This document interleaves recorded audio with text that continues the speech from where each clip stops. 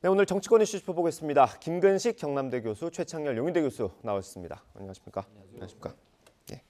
오늘은 후쿠시마 오염수 시찰단 관련 내용부터 좀 살펴보겠습니다. 오늘 실무협의가 처음으로 있는 것 같습니다. 오후에 실무협의가 있고 오늘 오전에 정부가 개괄적인 설명을 했습니다. 일단 실효성이 있는 시찰이 되려면 어떤 것들이 좀 필요하겠습니까? 이선 시찰단이냐 검증단이냐라고 하는 이제 단어 문제 가지고 조금씩의 이제 이견이 있는 것 같은데요. 네. 당연히 우리 정부 입장에서는 이왕 일본이 우리에게 특별한 대우를 해준 김에 가서 우리 전문가들이 실제로 이 안전성까지도 좀 검증해 볼 수 있는 좀 더 폭넓은 접근을 좀 할 수 있게 해주는 걸 좀 바라는 것 같고요. 네. 일본 입장에서는 이제 이게 특혜를 일종의 줬다고 생각하는 거 아니겠습니까? 네. 왜냐하면 IAEA라고 하는 국제 원자력 기구의 공식 검증단이 지금 하고 있기 때문에. 그리고 검증단에는 우리 한국 전문가도 들어가 있기 때문에 이걸 한일 관계의 미래지향적 관계라는 배려 차원에서 특별하게 한국 정부에게 이 시찰단을 좀 허용했기 때문에 안전성 검증까지는 사실은 포함되는 게 아니다라고 선을 긋고 있습니다. 네. 그러나 제가 볼 때는 시찰단의 이름으로 가든 검증단의 이름으로 가든 가서 어쨌든 그 일본에서 설명하는 도쿄 전략의 어떤 검증 계획, 그다음에 방류했을 때 안전성 여부들을 네. 우리가 내밀하게 들어가서 좀 꼼꼼하게 객관적으로 살펴볼 수 있는 기회는 되기 때문에 예.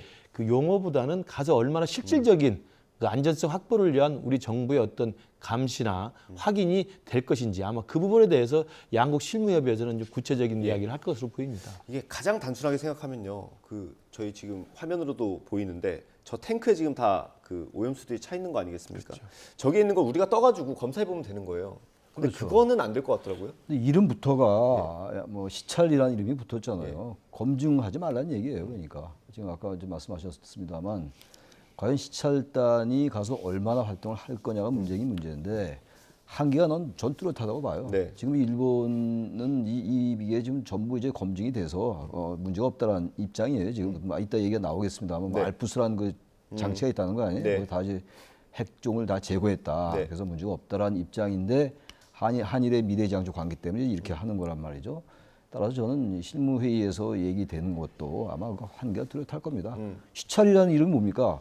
가서 본다는 거 아니에요. 우리가 자료를 직접 만드는 게 아니라 일본의 자료를 보고 우리가 검증하는 거거든요. 네. 직접 지금 말씀처럼 직접 물을 떠서 우리가 검증할 수 있어야 되는데 그건 아닌 거예요 지금. 네. 그건 불가능할 겁니다 아마. 네. 그래서 시찰단의 이제 명목으로 가는 건데 이게 걱정이 우리 이제 시찰단이 가서 특별하게 어떤 결론을 내리기가 어려울 거라고요. 그럼 갔다 와서 일종의 그 일본의 그 오염수 방류에 대해서 암묵적이건 명시적이건 그 부분을 이제 확인한 네. 뭐 지지까지는 아니지만 네. 사실상 지지한 효과로 해석이 된다면 네. 그 나중에 이제 일본이 또 바로 그 당신들이 시찰했으니까 우리 그 수산물 수입해라. 네. 라고 하면 어떡할 거냐고요. 예. 왜냐면 시찰단이 가서 우리가 특별하게 문제를 발견 못하고 오면은 거부할 명분이 없어지거든요. 이런 여러 가지를 같이 좀 고려해야 되는데 그런 고려가 다시 이게 다 돼서 시찰단 파견이 결정된지 그건 잘 모르겠습니다. 예.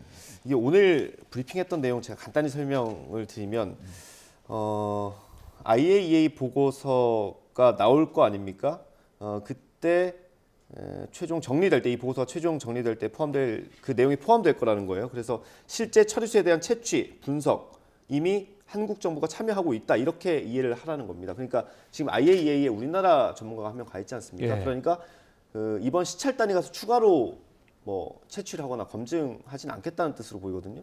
그렇죠. 그러니까 실제로 이제 그 후쿠시마 오염수의 안전성 문제는 IAEA가 이제 국제 기구로서 공신력 있게 진행을 하고 있기 때문에 거기에 지금 벌써 보고서가 중간 보고서 나와 있고 이제 이달 말이나 6월 달이면 이 부분에 대해서 이제 최종 보고서가 확정이 돼서 나올 거 아니겠습니까? 거기는 이제 국제적 기구의 공식력 있는 그 검증단이 그 결론을 내린 거기 때문에 그 결론에 따라서 아마 일본이 여름에 계획을 할지, 그러니까 방류를 계속 할지 안 할지를 정하는 것으로 보이고요. 네. 그 전에 지금 우리 한일 관계 속에서 한국 정부 시찰단이 가는 것은 그 IAEA의 공식 검증단의 결과에 직접적 영향을 미치는 단계는 아닌 거라고 보여집니다. 그렇기 때문에 저는 일본이 설명하고 있는 여러 가지의 이 후쿠시마 원전수에 대한 처리, 뭐 이른바 알프스라고 해서 뭐 핵종을 제거했다는 그 처리 과정을 우리 전문가들이 좀 가서 들여다보고 정말 면밀하게 좀 구체적인 객관적 자료까지 좀 들여다보면서 정말 문제는 없는지 확인해보는 그러니까 검증이라고 해서 이게 아니면 아니다라고 설명해서 우리가 거부할 수 있는 건 아니지만 구체적인 내용과 실질적인 자료와 객관적인 어떤 상황을 확인해보는 데까지는 시찰단이 할 수 있지 않을까. 그러다 그렇다고 해서 그 시찰단의 어떤 결론이 IAEA의 공식 결론에 직접 영향을 미치는 건 아닌 것으로 아마 선을 긋고 있는 것 같습니다. 이게 뭐 가기도 전인데 좀 한계가 많이 들어가는 것 같아서 좀 안타깝기는 한데 이런 가운데 또 여당에서 국민의힘에서 이 용어 가지고 좀 논란이 있습니다. 이거 어떻게 생각하세요? 처리수라는 표현이 나오고 있어요 지금. 물론 이제 우리 외교부에서는 일단 뭐 오염수라는 명칭의 변경. 정부는 다 부인했습니다. 그렇게 얘기를 하고 있는데 성일정 의원이 이제 방송에서 그런 얘기를 했어요. 이른바 이제 트리티드 처리됐다. 다시 말하면 지금 아까 말씀하신 그 다핵종이라는 거 이미 제거됐다. 제거 설비에서 다 걸른 것이기 때문에 이건 처리된 것이다라는 얘기예요. 이제 이 오염이라는 건 컨테미네이트, 오염돼 있다. 다시 말하면 오염수가 아니라 이미 깨끗한 물이다라는 게 처리수기 때문에 이건 용어는 굉장히 중요한 겁니다. 이 부분. 이게 단순하게 용어의 차이에 그치는 게 아니라 그걸 처리수로 부르느냐, 오염 처리수냐, 오염수냐는 굉장한 차이예요. 근데 저는 이제 이 얘기 자체 나오는 게 좀 이해가 안 가는 게 그 시찰을 못 하랍니까? 이미 처리가 된 물인데. 저거 논리죠. 형식 논리로 그렇다는 얘기예요. 우리나라 뭐 저기 전문가도 지금 IAEA에 포함돼 있고 시찰은 왜 하죠? 이미 처리가 됐다면? 저는 그래서 이 부분을 일본에서 물론 과학적으로 뭐 IAEA가 이제 검증을 한다고 합니다만 뭐가 이 문제가 깨름직하니까 여러 가지 논란이 되고 이슈가 되는 거 아니겠어요? 그럼 아예 좀 극단적인 얘기일지 모르지만 일본이 처리가 되면 자기네 나라의 농업용수 쓰든가요. 뭐 중국에서 그렇게 얘기했다고. 그 얘기했잖아요. 그 일리가 있는 얘기예요. 단지 이게 완전히 오염됐다라고 이제 단정할 수는 없는 겁니다만 여러 가지 아직은 그 가능성이 있는 거잖아요. 오염의 가능성이 아직 존재하기 때문에 우리가 시찰단이 됐고 뭐 검증단이 되니까 보내는 것이고 IAEA도 검증에 지금 참여하고 있는 거, 검증 작업을 하고 있는 거란 말이죠. 세계적 이슈가 되고 있는 거고. 여기서 우리가 굳이 오염 처리수란 말을 우리 여당이 뭐토록 하냐고요. 나중에 그렇게 확정이 되더라도 우리 외교부 입장이 맞는 거죠. 오염수에 대한 변경 검토한 적 없다. 왜 여당 의원이 그렇게 나서서 얘기를 하는지 그러다 보니까 우리 정서상 너무 우리가 일본의 입장을 너무 고려하는 게 아니냐라는 그런 오해를 받을 수가 있다는 얘기예요. 저는 그렇게 얘기하는 건 바람직하지 못해 보입니다. 이 용어 논란까지 포함을 해서요. 시찰단이 다녀오면 어쨌든 지금까지의 흐름으로 보면 IAEA 결과를 뒤집을 수도 없을 것 같고 일본의 방류를 막을 가능성도 없어 보이지 않습니까? 그러면 그 시찰단이 예를 들면 우리 정부가 일본 정부를 대변하는 꼴이 될 수도 있는 거 아닙니까? 근데 이제 전 세계적으로 IAEA라는 그 국제 원자력 기구의 공신력 있는 국제 기구의 공식 검증단 말고 일본의 후쿠시마 오염수에 대한 안전 문제를 확인하기 위해서 직접 간 나라는 또 우리 한국밖에 없습니다. 그렇게 좀 발상을 좀 바꿔서 생각하면 똑같은 이야기지만 한쪽은 좀 미흡하다고 볼 수가 있고 한쪽에서 그래도 우리가 가서 직접 볼 수 있는 기회가 있지 않느냐라는 것이어서 저는 이제 조금 그 절반의 컵을 놓고 어떻게 설명하느냐에 따라서 좀 설명이 다른 것 같고요. 저도 이 후쿠시마 오염수에 대해서는 이 우리 국민의힘 국회의원이 이 처리수라고 해야 된다는 건 굉장히 잘못된 이야기라고 생각을 합니다. 지나치게 일본 측의 입장을 두둔한 듯한 그런 정치적인 부담이 생기는 용어이기 때문에 그런 단어를 쓸 필요가 없고 외교부가 딱 잘라 말한 것처럼 이건 당연히 후쿠시마 원전은 오염수죠. 그 오염수를 갖고 있는 것이고 오염수를 처리하는 과정에 처리가 제대로 됐는지를 확인하는 단계이기 때문에 처리수라는 것은 일본 측의 좀 주장인 거라고 분명히 우리가 선을 그어야 될 것 같고요.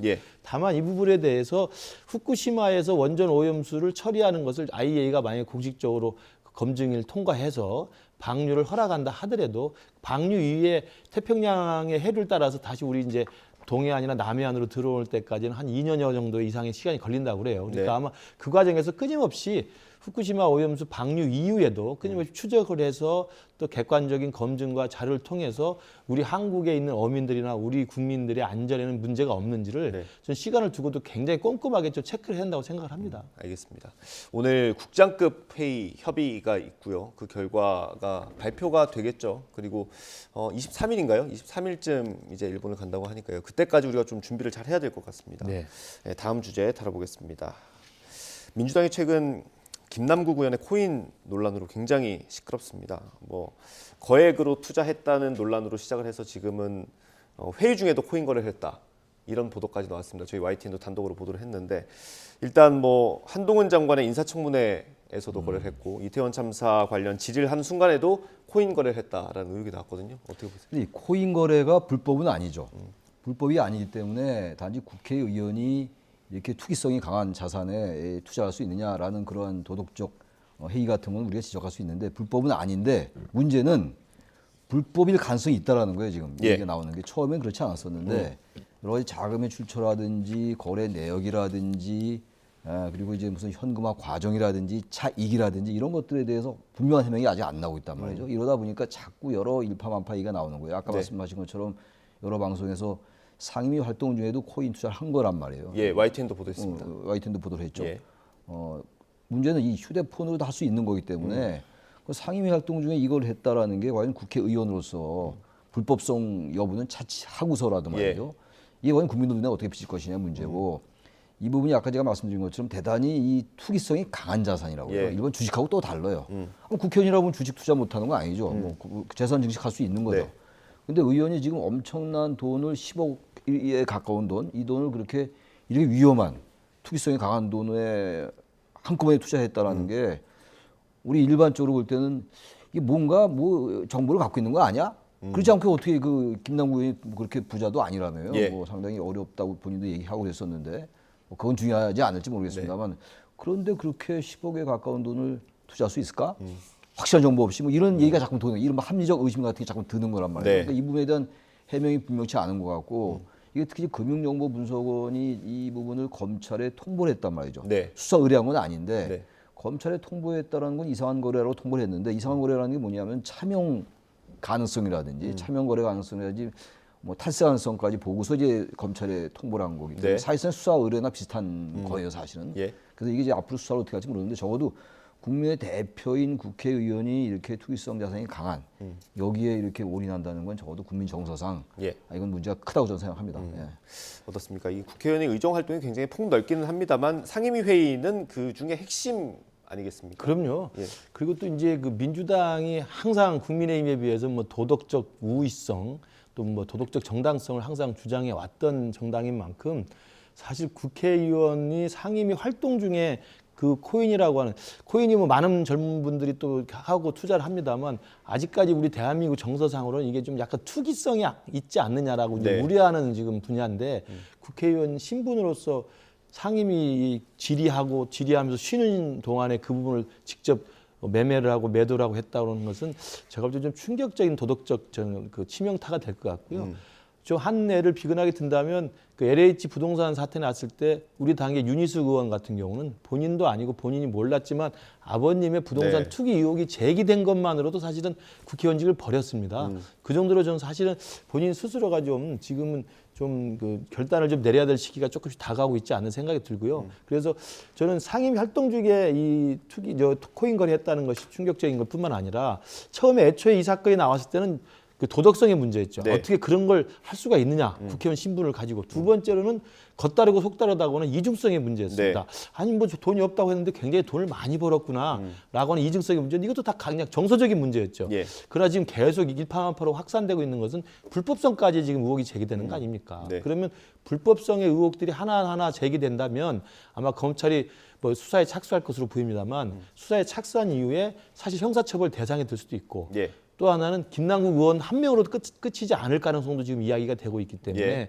저는 이게 김남국 의원 차원에서 그리고 민주당 차원에서는 그리고 국회 차원에서 상당히 좀 단호한 결정을 내려서 빨리 이 사태를 좀 마무리할 수 있도록 저는 고려를 해야 한다고 생각을 합니다. 예. 이 거취에 대한 고민이 좀 필요하겠습니까? 뭐 거취라면은 현직 의원이니까 의원직이 있을 수도 있고 뭐 당에서 나오는 것도 해당이 될 테고요.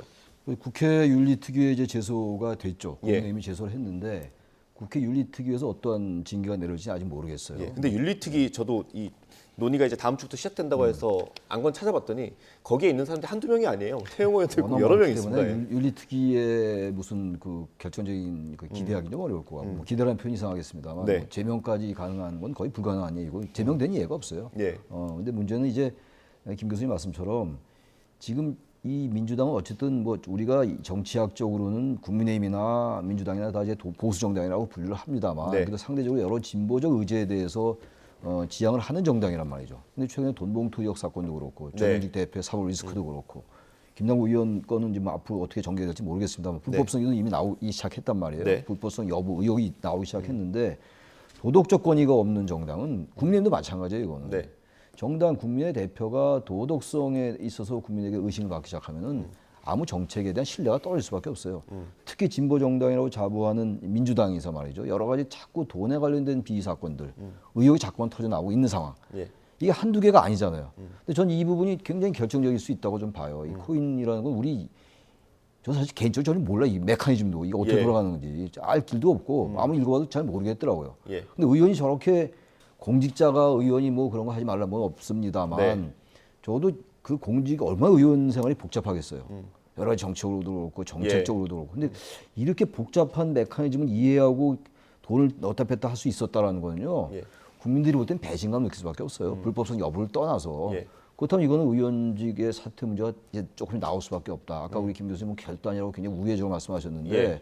제가 볼 땐 그 얘기 나올 수밖에 없을 것 같아요. 민주당도 이 부분을 민주당의 진보 정책 종언이 아니냐라는 아주 심각한 문제 의식까지 이걸 들여다봐야 돼요. 근데 너무 민주당이 지금 이 대처하는 게 너무 늦어요. 그게 보도된 게 5일로 알고 있는데 네. 오늘 벌써 며칠입니까? 시간이 꽤 흘렀거든요. 네. 근데 지금 민주당의 얘기는 너무 한가하게 들려요. 무슨 뭐 저기 공직자 재산 신고 의무 뭐 이런 얘기는 하고 있으면 네. 자체 조사를 한다고 합니다만 이거 지난번에 돈봉투 의혹 사건도 자체 조사 얘기 안 나왔었잖아요. 이래가지고 어떻게 진보 정치에 대한 자부심을 갈 수 있겠어요? 저는 이 부분은 민주당 지도부가 김남국 의원도 의원입니다만 예. 정말 아주 그냥 절실한 문제 의식을 가지고 들여다보지 않으면 예. 나중에 더 큰 화로 돌아올 수 있다 그렇게 말씀을 드립니다. 이 자체 조사 얘기를 해주셨는데 진상조사단이 어제 첫 회의를 했고 이제 외부 전문가들도 모셨다고는 합니다. 근데 지금 나오는 언론 보도를 쫓아가지 못하는 것 같거든요. 그렇죠. 속도를. 그러니까 당내 진상조사단이 뒤늦게 구성이 돼서 활동을 하고 있다고 하는데 사법적인 어떤 불법 혐의나 이런 것들을 추적해서 조사할 수 있는 권한이나 능력은 안 되는 거잖아요. 특히 코인 같은 경우 익명성이 워낙 강한 분야이기 때문에 네. 검찰이 직접 나서서 그것도 계좌 추적 같은 것도 실제로 이제 허락이 되어야만 추적을 할 수 있는 것이어서 저는 민주당 당내 진상조사단이 할 수 있는 것은 뭐냐면 그런 그 이해충돌에 대한 어떤 논란이나 아니면 불법적인 혐의에 대해서 조사할 수는 없을 것이고요. 지금 1단계에서 할 수 있는 건 뭐냐면 김남국 의원의 소명을 받아서 또 예. 김남국 의원의 협조를 받아서 본인이 거래한 거기 때문에 본인이 갖고 있는 모든 자료는 있을 거 아닙니까? 그럼 계좌, 코인 투자를 처음 시작함부터 지금의 코인 시작의 지금 현재 상황까지 시작부터 끝까지 모든 과정을 투명하게 공개하는 것밖에는 사실은 진상조사는 할 게 없습니다. 근데 그것도 굉장히 큰 겁니다. 왜냐하면 지금 처음 이 문제가 부각됐을 때 김남국 의원은 전혀 다 불법적인 거 없다. 전부 투명하게 했다라고 했는데 계속 해명마다 의혹이 꼬리에 꼬리를 물면서 지금 계속 빈틈이 생기고 논란이 더 커지지 않습니까? 네.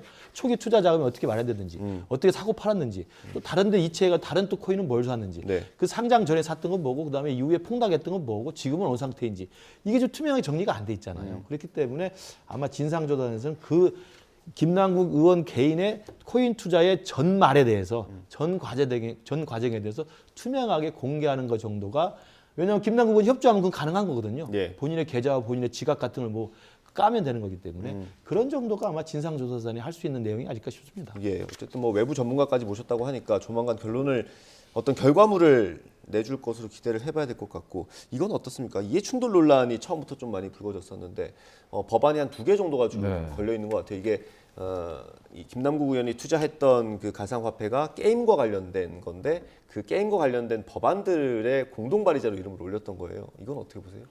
그 부분도 하나가 있고 또 이제 가상화폐에 대한 소득 과세를 예. 유예하는 법안 예, 그 법안까지 2개입니다. 두 개란 말이죠.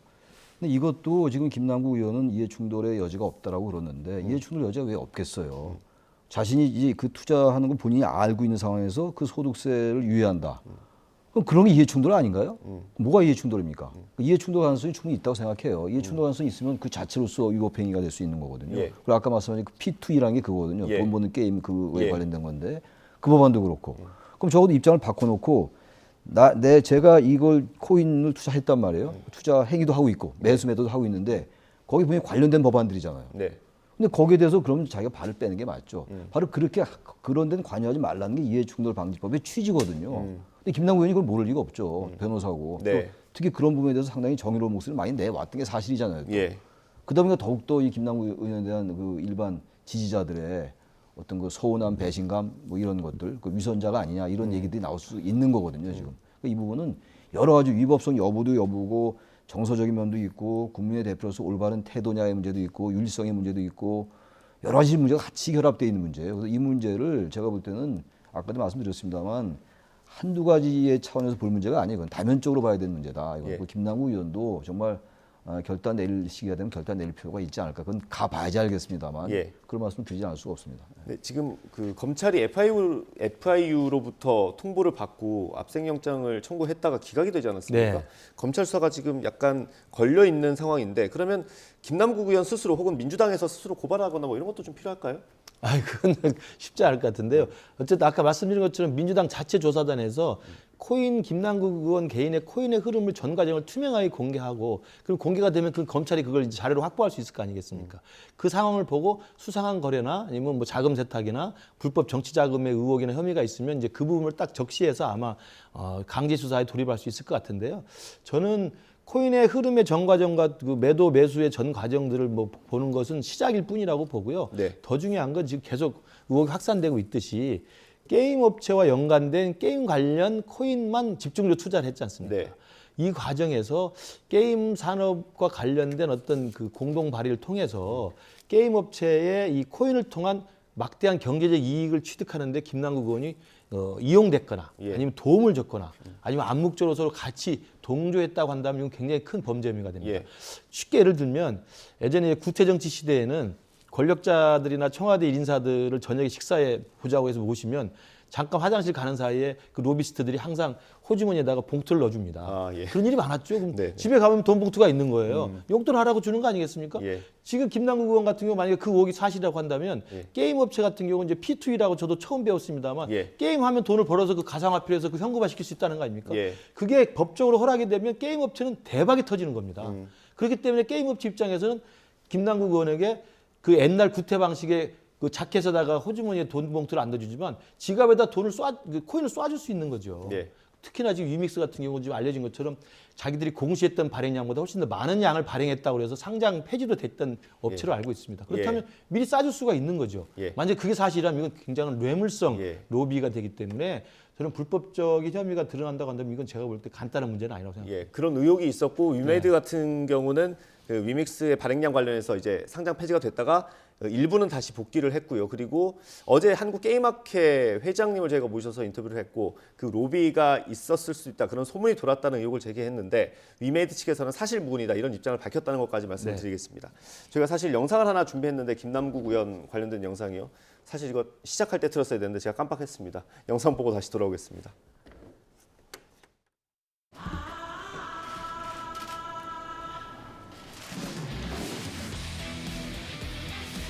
이 논문을 일저자로 썼습니다. 이모하고 같이. 공저자가 아니라 일저자로. 이모와 같이 썼다고요? 이모하고요. 이모. 제 딸이요? 그렇습니다. 김남국 의원의 것으로 추정되는 가상화폐 지갑 거래 내역을 코인업계 전문가와 함께 분석해보니 인사청문회 당일 이뤄진 가상화폐 투자 기록이 발견됐습니다. 예전에 그 이모 논란이 이제 좀 이해가 돼요. 수십억이 왔다 갔다 하는데 지금 한동훈 장관 청문회 뭐 중요합니까? 그러다 보니까 사실은 본인의 직무에 좀 충실함이 떨어지게 되고 이모 논란 같은 것들이 나오는 거죠.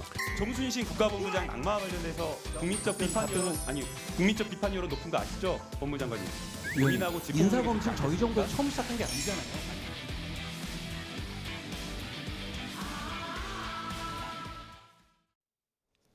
네, 확실히 영상을 먼저 틀었으면 좋았을 것 같습니다. 죄송합니다. 그 일단 마지막으로 교수님께 여쭤보고 싶은데 그 로비 의혹 같은 경우 이제 게임학회에서 그거를 제기를 하면서 전수조사 필요 가능성을 얘기했거든요. 예전에 국회에도 계셨잖아요. 네. 여러 정보들 많이 듣지 않습니까? 네. 실제로 어떻습니까? 보좌관들 제가 이제 한 몇십 년 전에 보좌관 생활을 했었는데 네. 보좌관들 사이에서 이런 거 많이 돌아요. 이런 여러 가지 정보들은 보좌관들이 더 많이 알아요, 기자들보다. 물론 예전과 환경이 달라졌을 수도 뭐 있습니다. 지금 모르겠어요. 제가 최근에 보좌관들을 만나본 적이 없어서 예. 모르겠는데 뭐 그때나 지금이나 구조가 비슷할 거예요 아마. 그 기자들하고도 이제 소통이 많고 보좌관 기자들도 그럼 조사를 해야 되나요? 아니 그런 얘기는 아니라 보도에 관련된 것들 많이 알 거라고요. 네. 기자하고 이제 많이들 만나니까. 그래서 이거 전수조사 필요한 것 같아요. 음. 특히 젊은 세대가 많이 이걸 하고 있기 때문에 특히 정치권에서 이 부분에 대해서 정보가 많을 거 아니겠어요. 예. 많은 꼴이 유추가 되는 겁니다. 그렇다면 이 부분은 이 이제 김남국 의원 건을 계기로 해서 이 코인 문제는 지금 사회적 문제도 되는 거 아니겠어요? 예. 이게 워낙 투기성이 강한 거기 때문에 전수조사할 필요가 있고 이 마지막으로 말씀드리고 싶은 게 두 가지 트랙이에요. 검찰의 수사가 필요할 것 같고 네. 여러 가지 불법적인 의혹 같은 게 나타나고 있는 거 아니겠어요? 아직 모르겠습니다만 이제 예. 그 검찰의 수사가 필요하고 또 민주당 내에서는요 검찰의 수사는 별도로 워낙 문제가 좀 많잖아요. 상임위 활동하면 저렇게 그 이모 얘기가 나올 법하다고 지금 천하람 저희 예. 변호사가 얘기하잖아요. 네.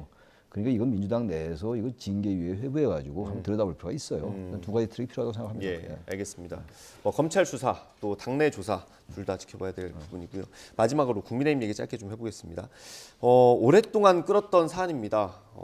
윤리위에서 결국 결과가 나왔고요. 근데 태영호 의원 같은 경우는 3개월 네. 괜찮습니까? 3개월 당원권 정지니까 3개월이 지나면 다시 이제 회복이 되는 거죠. 다만 그 전에 이제 최고위원을 자진 사퇴했기 때문에 지난 전당대회 때 열심히 선거운동하면서 당선됐던 최고위원직은 지금 버린 게 됐죠. 예. 그래서 아마 3개월 뒤에 돌아오면 그 내년 총선 때까지는 강남 갑의 국회의원 현역 국회의원직을 유지를 하게 됩니다. 그래서 아마 이제 내년 총선 때 어떻게 공천에 영향을 미칠지는 뭐 두고 봐야 되겠습니다만 3개월이라는 다소 상대적인 경징계이기 때문에 내년 총선에 출마할 수 있는 길은 열려 있죠. 예. 그러나 이제 제 개인적인 생각입니다만 강남은 어렵다. 강남갑에 다시 뭐 줄 수 있는 상황은 아닐 것 같고요. 예. 저는 이제 그러나 국회의원 공천의 가능성이 열렸기 때문에 또 태영호 의원의 어떤 상징성, 북에서 내려온 고위 그 외교관이라는 출신이라는 상징성 이런 것들 생각해서 아주 적당한 지역에 좋은 역할을 할 수 있도록 또 가서 또 열심히 싸울 수 있는 곳으로 공천이 될 수도 있지 않을까 그렇게 생각을 해봅니다. 근데 그 천하람 아까 나왔던 천하람 위원장, 당협위원장 같은 경우는 이게 공천 때 되면 논란이 또 불거질 거다 이렇게 근데 전망했어요. 저는 이번에 국민의힘의 저 결정이 이해가 좀 안 가요. 예. 김지원 최고위원은 이제 왜 그러면 사퇴 안 했으니까 당원권 정지 1년이고 태영호 의원은 사퇴를 했으니까 최고위원직을 사퇴했으니까 당원권 정지 3개월인 것 같은데 네. 이른바 정치적 해법이라는 거 아니에요? 그럼 뭐가 달라요? 바로는 제가 볼 때 태영호 의원이 더 심각해요. 네. 김지원 최고를 두둔하고 싶으면 제가 일도 없는데 그야말로 네. 전혀 없습니다만 제주 4.3 사건이 김일성 지시로 했다는데 그거 어떻게 당원권 정지 3개월밖에 안 시켜요? 그래서 아까 민주당 지금 시컷 비판했는데 예. 저는 우리나라 정치권들이 적대적으로 공멸해 갈 것 같아요. 지금 이렇게 하다. 이 말이 됩니까? 어떻게 저런 분을 대한민국 국회의원으로 해가지고 당원권 정지 3개월밖에 안 해요? 당원권 정지 3개월하고 뭐 위험해야 되고 말이죠. 네. 여러 가지 이슈가 많으니까. 그러다 또 뭐 다른 적당한 지역에 공천하고. 네. 전 그렇게 하는 게 과연 국민들에 대한 도리냐. 어떻게 저런 발언을 한 분을 최고위원직에 사퇴했다고 해서 당원권 정지. 그럼 이준석 전 대표는 왜 당원권 정지를 1년이나 했어요? 그 양두구 얘기하고 좀 그랬다고. 네. 전 그래서 이 국민의힘도 너무 이런 징계는 정치로 접근하면 안 돼요. 네. 정치 집단이지만 정치적 접근이잖아요. 저거 김재원 최고는 당원권 정지 1년이고. 뭐 윤리위원장이 직접 정치적 해법이라고 언급을 했긴 그게 했습니다. 잘못된 예. 거죠. 그러니까 그분이 왜 정치적으로 고려를 합니까? 자신이 정치인가요? 예. 윤리적으로 해야죠. 우리 문제가 저 있어요. 교수님 말씀에 일리가 있긴 한데요. 네. 제가 조금 이제 해명을 드리면 예. 그 법원에서도 판결을 할 때 양형에 참작하는 게 이제 반성, 그다음에 뭐 탄원서도 많이 내지 않습니까? 네. 그다음에 정상 참작이라는 게 있고 예. 개전의 정의라는 말을 많이 쓰잖아요. 그러니까 이준석 대표 이야기를 했습니다만 이준석 대표는 사실은 끝까지 반성하지 않고 개전의 정의 없는 걸로 일단은 그 윤리위원 입장에서 볼 때는 그렇게 보이는 거죠. 네. 그러니까 더 중징계가 내려질 수 있는 상황이 있는 것이고 정경심 교수가 4년 징역형 받은 것도 반성하지 않았다고 해서 재판부가 세게 때린 거 아닙니까? 그래서 네. 태영호 의원 같은 경우는 이제 진정으로 사과하는 모습, 그다음에 자기가 가지고 있는 최고의 타이틀이라고 할 수 있는 최고위원직을 자진 사퇴했다는 점이 이제 양형에 저는 고려가 됐다는 말씀을 드리기 때문에 그 내용에 대해서는 정치적 거래라고 비판할 수도 있지만 정치적 해법에 충분히 열어놓은 가능성이 있었다는 말씀을 제가 드립니다. 예, 전국이 들어가시죠? 예, 들어갑니다. 거기서 새로 뽑는 거 아닙니까? 그렇습니다. 지금 30일 이내에 예. 그 전국위원회에서 새로 선출하게 되어 있습니다. 마음에 두고 있는 분이 있습니까 혹시? 잘 하마평원에 모르겠습니다. 있던데요. 뭐 어떤 분이 돼야 된다고 생각하십니까? 일단 지금 지난 전당대회가 이 100% 당원 중심으로 해가지고 친윤 일색으로 됐다는 일각의 비판이 있지 않습니까? 그래서 저는 이번에 공석에 대한 최고위원 자리는 조금 더 지역별, 그다음에 어떤 색깔별로 봤을 때 대통령실과 호흡을 맞추되 대통령실에 대해서 일단 이야기를 좀 할 수 있는 네. 그러면서 너무 일색화되지 않는 방향으로 좋은 분을 모셨으면 합니다. 예, 알겠습니다. 모범적인 답안은 항상 가지고 다니시는 것 같아요. 알겠습니다. 오늘 말씀 여기까지 드려야 될 것 같습니다. 대통령실에 쓴소리를 할 수 있는 분이 돼야 돼요. 예, 그래야지 맞습니다. 이 집권당의 지도부 다와지는 것이지 지금처럼 그냥 수직 계열화돼 가지고 네. 저런 지도부가 뭔가 국민에게 다가갈 수 있겠어요. 알겠습니다. 이 말씀도 잘 새겨 들으시면 좋겠습니다. 알겠습니다. 오늘 정치권 이슈 여기까지 짚어보겠습니다. 김근식 교수였고요. 최창일 교수도 함께했습니다. 감사합니다. 네, 고맙습니다.